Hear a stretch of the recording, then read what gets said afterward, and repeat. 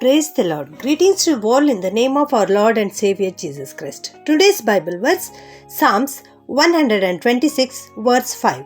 Let those who wept as they sowed their seed gather the harvest with joy. ಕೀರ್ತನೆಗಳು 126 5ನೇ ವಚನ. ಅಳುತ್ತಾ ಬಿತ್ತುವವರು ಹಾಡುತ್ತಾ ಕೊಯ್ಯುವರು. ಇಲ್ಲಿ ದೇವರ ವಾಕ್ಯದಲ್ಲಿ ನಾವು ನೋಡ್ತಾ ಇದ್ದೇವೆ, ಅಳುತ್ತಾ ಬಿತ್ತುವವರು ಎಂಬುದಾಗಿ. ಅಂದರೆ ನಿಜವಾಗಿ ಕಣ್ಣೀರಿನಿಂದ, ದುಃಖದಿಂದ, ಮನೋವ್ಯಥೆಯಿಂದ ಬೀಜಗಳನ್ನು ಬಿತ್ತುವುದು ಎಂಬುದಾಗಿ ಅಲ್ಲ, ಪ್ರಾರ್ಥನೆಯಿಂದ ಬೀಜವನ್ನು ಬಿತ್ತುವುದು ಎಂಬುದಾಗಿ ಅರ್ಥ ಪ್ರಿಯರೇ.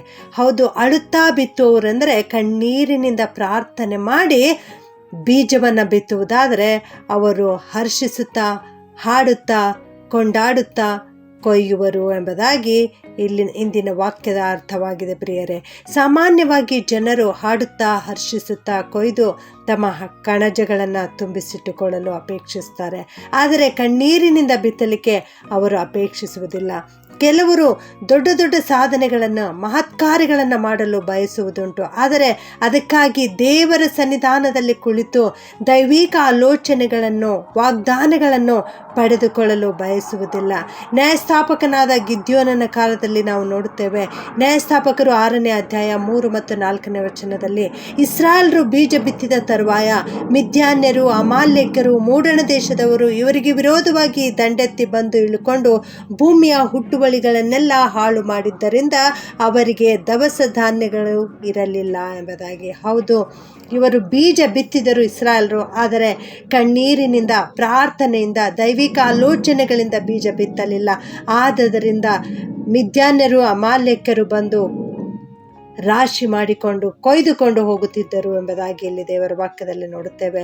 ಪ್ರಾರ್ಥನೆ ಇಲ್ಲದ್ದರಿಂದ ಇಸ್ರಾಯೇಲರು ಹರ್ಷಿಸ್ತಾ ಕೊಯ್ಯಲಿಕ್ಕೆ ಸಾಧ್ಯವಾಗಲಿಲ್ಲ.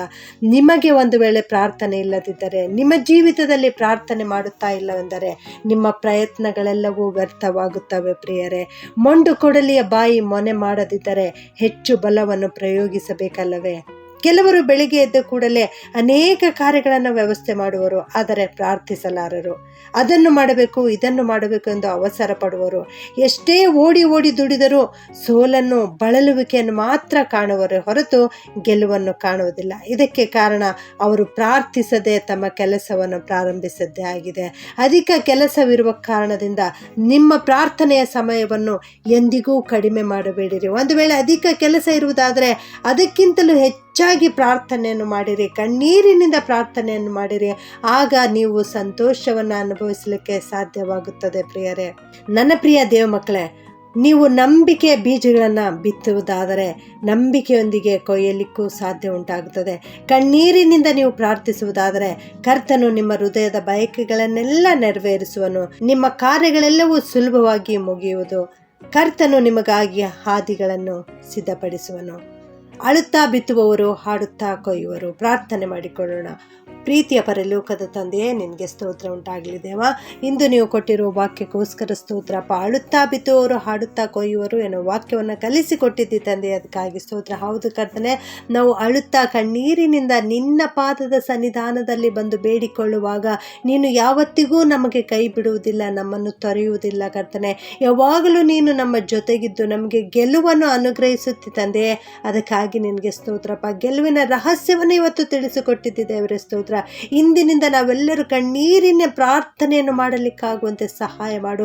ನಿನ್ನ ಪರಿಶುದ್ಧ ಆತ್ಮನಿಂದ ತುಂಬಿಸು ಕರ್ತನೆ. ನಿನ್ನ ಆತ್ಮನ ಸಹಾಯದಿಂದ ನಾವು ಪ್ರಾರ್ಥನೆ ಮಾಡಲಿಕ್ಕೆ ಕಲಿಸಿಕೊಡಪ್ಪ. ಈ ವಾಕ್ಯ ಕೇಳಿಸಿಕೊಳ್ಳುತ್ತಿರೋ ಪ್ರತಿಯೊಬ್ಬೊಬ್ಬರನ್ನು ಆಶೀರ್ವಾದ ಮಾಡು ಕರ್ತನೆ. ಇವರು ಪ್ರತಿನಿತ್ಯ ತಮ್ಮ ದಿನದ ಕಾರ್ಯಗಳನ್ನು ಅನೇಕ ವಿಧವಾದ ರೀತಿಯಲ್ಲಿ ಕಷ್ಟಪಟ್ಟು ಮಾಡುತ್ತಾ ಇರುವುದಾದರೂ ಕೂಡ ಗೆಲುವನ್ನು ಕಾಣಲಿಕ್ಕೆ ಸಾಧ್ಯವಾಗುತ್ತಾ ಇಲ್ಲ ದೇವರೇ. ಇಂಥವರನ್ನು ಕನಿಕರಿಸು, ಇವರನ್ನು ಕಾಪಾಡು, ಇವರ ಜೊತೆಗಿದ್ದು ನಡೆಸು ಕರ್ತನೆ. ಇಂದಿನಿಂದ ಇವರು ತಮ್ಮ ಜೀವಿತದಲ್ಲಿ ಗೆಲುವನ್ನು ಅನುಭವಿಸಲಿಕ್ಕಾಗುವಂತೆ ಸಹಾಯ ಮಾಡು ತಂದೆಯೇ. ಅವರು ಮಾಡ್ತಕ್ಕಂಥ ಪ್ರತಿಯೊಂದೊಂದು ಕೆಲಸ ಕಾರ್ಯಗಳಲ್ಲಿ ನಿನ್ನ ಸಹಾಯ, ನಿನ್ನ ಪ್ರಸನ್ನತೆ ಇರಿಸು ಸ್ವಾಮಿ. ಅವರು ಹಾಡುತ್ತಾ ಸಂತೋಷದಿಂದ ತಮ್ಮ ಕೆಲಸ ಕಾರ್ಯಗಳನ್ನು ಕೊಯ್ಯಲಿಕ್ಕಾಗುವಂತೆ ಕೃಪೆ ಮಾಡಬೇಕಾಗಿ ಈ ಪ್ರಾರ್ಥನೆಯನ್ನು ಯೇಸುವಿನ ನಾಮದಲ್ಲಿ ಬೇಡುತ್ತೇನೆ ತಂದೆಯೇ. ಆಮೆನ್.